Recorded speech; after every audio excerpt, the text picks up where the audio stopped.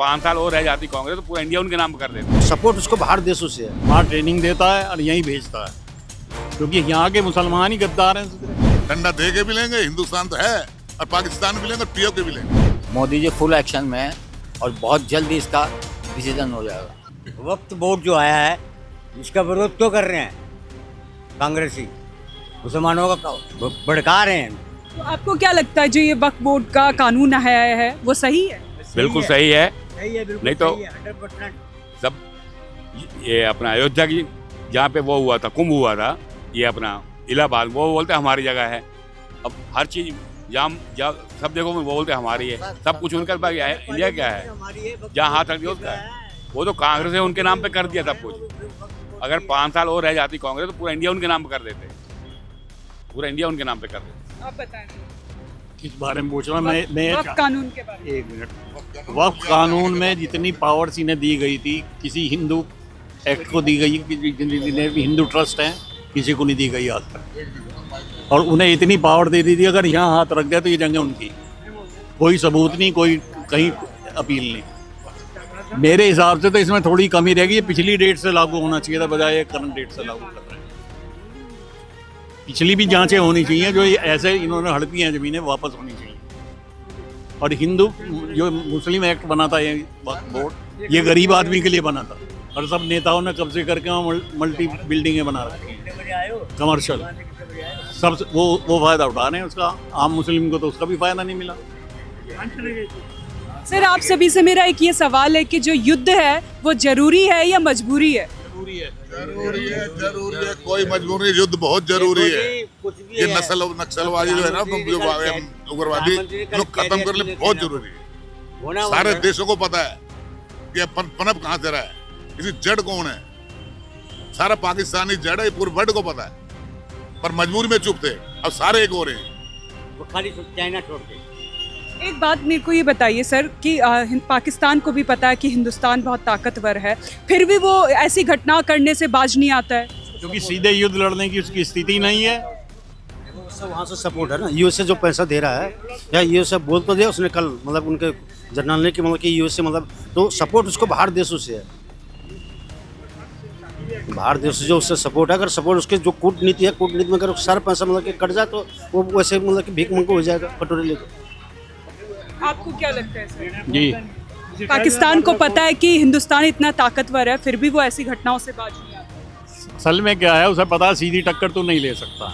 उसने हमारे ही नागरिकों को बहका के आतंकवादी बना रखा है। कल को कहने कहा कि हिंदुस्तान कहीं दे, वहाँ ट्रेनिंग देता है और यहीं भेजता है, क्योंकि यहाँ के मुसलमान ही गद्दार हैं। ये किसी के सगे हो ही नहीं सकते जीवन में,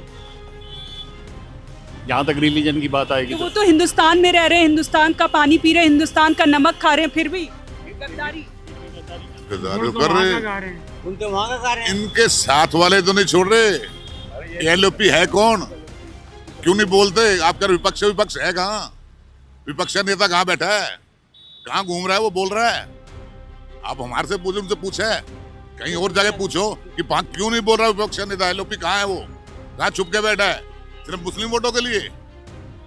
सनातनी सारे एक नहीं हो सकते, अब एक हैं। डंडा दे के भी लेंगे, हिंदुस्तान तो है, और पाकिस्तान भी लेंगे और पीओ के भी लेंगे। इतनी शक्ति हमारे देश में है, हमारे फौजी जवानों में है। एक आखिरी सवाल ये रहेगा कि मेरा जो आतंकी थे उन्होंने पहले धर्म पूछा, अगर जिसको कुरान आती है उनको छोड़ दिया गया, और जिसको नहीं आती उन्हें गोली से उड़ा दिया। और हमारे जो विपक्ष के नेता हैं वो यूँ कहते हैं कि आतंक का कोई धर्म नहीं होता। उन्होंने तो धर्म पूछ के ही गोली मारी ना। उनका अपना कोई धर्म नहीं है ना, उन्होंने इलीगल तरीके से गोली मारी है, धर्म पूछ के, जात पूछ के। अब हम लीगल तरीके से काम करेंगे, जात भी पूछेंगे, धर्म पूछेंगे और गोली मारेंगे। धर्म इसलिए पूछा था, हिंदू मुस्लिम झगड़ा करवाना, हिंदुओं को इसलिए पूछा। आप हिंदू हो तो मार देंगे, अगर मुस्लिम को छोड़ देंगे। उनका ये काम था, दोनों को झगड़ा करवाना और दंगे करवाना। ये लीगल तरीके का जो ऑपरेशन है शुरू हो चुका ना कश्मीर में, कितने पाकिस्तानी आउट ऑफ इंडिया हो चुके हैं। ये लीगल तरीका है इंडिया का। वो तो इलीगल तरीका, गन लाए और शूट कर दिया, वो इलीगल तरीका। हमारा लीगल तरीका है पीछे से गोली, पीछे से वार किया, निहत्तों पे वार किया। जी। अब हमारा लीगल तरीका देखिएगा आप, इसमें से अटारी बॉर्डर और छाट के अटारी बॉर्डर पे बसों की लाइन लगी हुई है, मिलिट्री और वो ये पुलिस फोर्स उनको ले लेके आ रही है।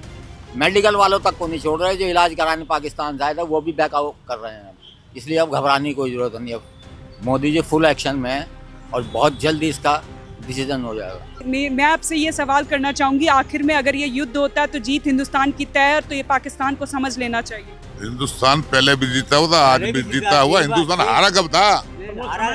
हारा कब था? ये तो खुद इन्होंने नाश करा, कांग्रेस वालों ने, ओपी वालों ने। कितने हमारे अंडर 90,000 कह दिए थे, कहाँ छोड़ दिए? क्यों छोड़ दिए? क्यों नहीं लिया पीओके वापस? अब लिया जाएगा, पीओके भी लिया जाएगा, बलूचिस्तान भी बनेगा, इसके 2 टुकड़े भी करेंगे और जड़ से खत्म करेंगे। और जितने बांग्लादेशी यहाँ घूम रहे हैं, ई रिक्शा वाले, खरबूजे बेचने वाले, टिंडे बेचने वाले, इनकी भी इंक्वायरी होगी, इनके भी कच्चे उतार के देखे जाएंगे। जैसे उन्होंने कहा ऐसे इनके साथ भी होगा, देशियों के साथ भी। बहुत बहुत धन्यवाद आपका। आपको बता दें कि जो पीएम मोदी है उनका बैठकों का दौर जारी है, लगातार बैठकें चल रही हैं। नौसेनाएं बहुत मजबूत हैं, जो पाकिस्तान को एकदम मुंह तोड़ जवाब देने के लिए हिंदुस्तान एकदम तैयार है और जीत हिंदुस्तान की होगी।